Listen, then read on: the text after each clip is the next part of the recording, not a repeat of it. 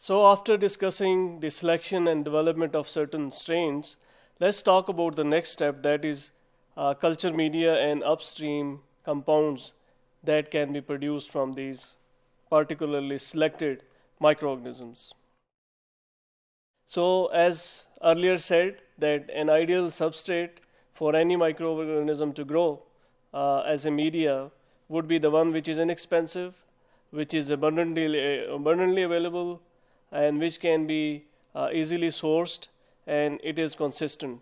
So if we could find something of these qualities, that would be favoring the development of low cost end products. So that, in other words, would mean that more commercial success.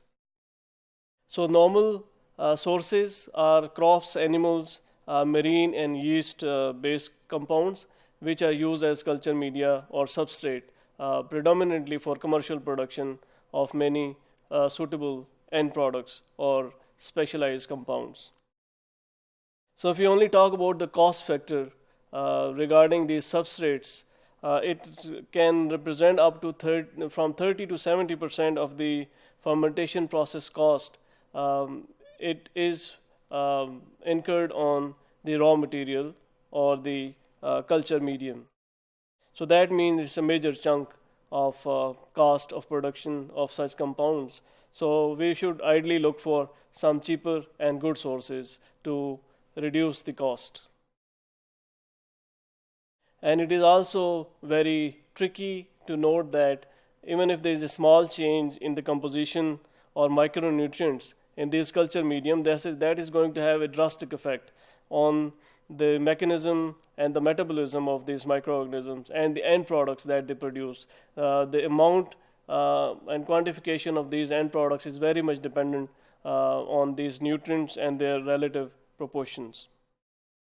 That is why such industry would require a consistent supply of raw material that is very much uniform and easily available, abundantly available. And if there is no success in having this kind of raw material, then of course we cannot expect the commercial success of any project because this media would be limited. And if there is no regular, consistent quality available of these media, that would also mean that the end product would not be consistent.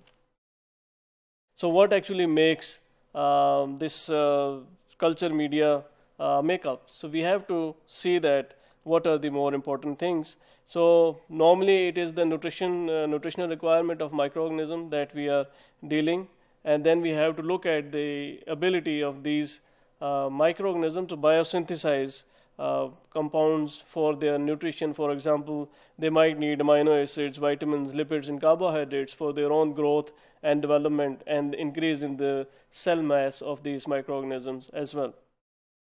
For example, if you look at the difference between bacteria and molds, normally bacteria would have 40 to 50% protein in their structure, whereas it's only 10 to 25% in case of mold.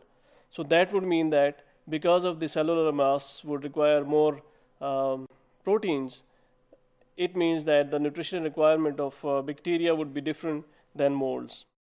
Similarly, yeast can grow in a minimal medium. It won't need a lot of nutrients. On the other hand, lactic acid bacteria would be needing a lot of micronutrients and the combination in order to grow well. Similarly, it is we have to see that the exact micronutrients that give benefit for fermentation that are supplied by these sources, they have to be understood very well. But again, it's not necessarily that we also know that exact nutrients and their effect.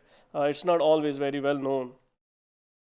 But normally they are very specific amino acids, vitamins, and trace elements or lipids which are used by these microorganisms. Another important element is the look into the elemental things such as nitrogen and phosphorus and the relative ratio, because they would have a dramatic effect on production of secondary metabolites as well as growth of these microorganisms. Another important element is the relative ratio or carbon-nitrogen imbalance. That would also be affecting this production of secondary metabolites badly. And similarly, some things like extracellular polysaccharides and fermentation products such as ethanol, it can be affected badly if this balance is disturbed. So not only we have to look at particular nutrients, we have to look at the elemental ratio as well, the ideal elemental ratio that is required by these microorganisms. And then we have to look at what sources can give you that exact desirable ratio, range of ratio of these elements. So if we talk about production of ethanol by yeast, and if we add excess glucose in the presence of oxygen, it would facilitate the yeast to produce more ethanol. So by experimentation, we can get to know that what particular element or nutrient is going to facilitate or direct these microorganisms to produce certain desirable or otherwise undesirable compounds as well. So talking about this carbon and nitrogen ratio in case of yeast, this is going to dramatically affect. For example, we can see if we have a 10:1 carbon-nitrogen ratio that is given to the microorganisms, particularly yeast here, so they would be growing aerobically and they would not be utilizing much substrate, and they would provide maximum cell mass, and they produce carbon dioxide and water. But the same yeast, when this carbon-nitrogen ratio is changed from 10:1 to 50:1, then yeast would go anaerobically. So they would be consuming more substrate and it would be producing less cellular mass. It would be producing more carbon dioxide and ethanol. So this is how these ratios are going to affect or direct these microorganisms to whether produce commercially viable important compounds or not to produce these compounds. So this effect is called as pasture effect. The change in the ratio of elements, especially carbon and nitrogen in yeast, it is also termed as pasture effect. If we talk about, there has been a lot of progress in last 2 decades regarding industrial microbiology or fermentation processes. They have been abundantly utilized to produce a lot of different end products, particularly useful for human health. So I think the major reason is development of corn syrup sweetener industry and the computer technology. So these 2 technologies have really helped to grow this fermentation industry. How? Because corn is very abundantly produced in particularly in USA, and corn syrup is a byproduct. So this industry has really developed because there's a large amount of corn produced worldwide and particularly in USA.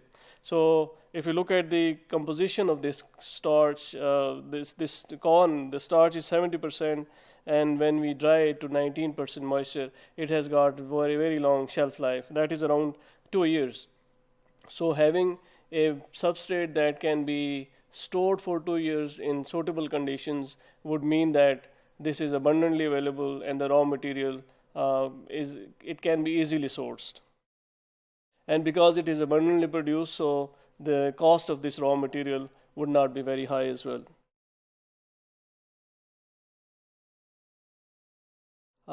Then again, if you look at the composition of this corn, it has got very ideal composition. For example, it has got 19% dextrose, 14% maltose, 12% maltotriose, and 55% higher saccharides.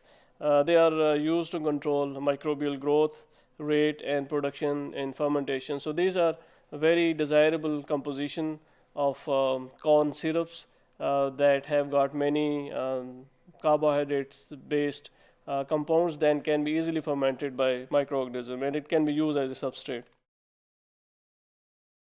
So it can be, that is why I have said that the fermentation industry has really boosted because of this one factor, and it has been really used to produce many things such as organic acids, amino acids, vitamins, and many more byproducts from this industry. it is also pertinent to note that many of these fermentation industries have been established very close to the industry where corn syrup is produced, just to make sure that there is abundant supply, freshly available, easily available from the neighboring factory producing these corn syrups from the corn. So they have really supported this industry. It can be supported via truck or rail cars as a liquid and as a dried product as well. So it can go from one country to another country as well. So it is abundantly available. The next thing, as we earlier said, that the boom in the fermentation industry or microbiology industry in last 2 years, other than these corn syrups, the other factor is the use of computer technology in the production process of these microbial fermentation processes. How it is important, the computer technology has really assisted us to control the fermentation variables by using different sensors and looking at the very good process control. For example, they can monitor and control the production of this level of oxygen, pH, formation of foam. This formation of foam is very critical because sometimes if there's too much foaming, that is going to hamper the growth of microorganisms, and you're not going to get good quality end product. Rather, the amount would be very small as well. So, and sterilization control. These are all processes within fermentation technology that are controlled with computer-assisted technologies or using of different sensors. They would have better process control. So through this, it has been made much more easier to actually troubleshoot as well as produce good quality, consistent end products.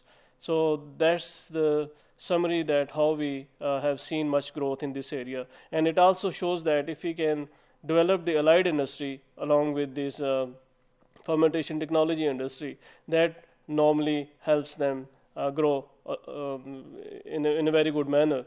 And if there is no supporting environment for these bio-based industries, then we don't see much growth in this kind of industries.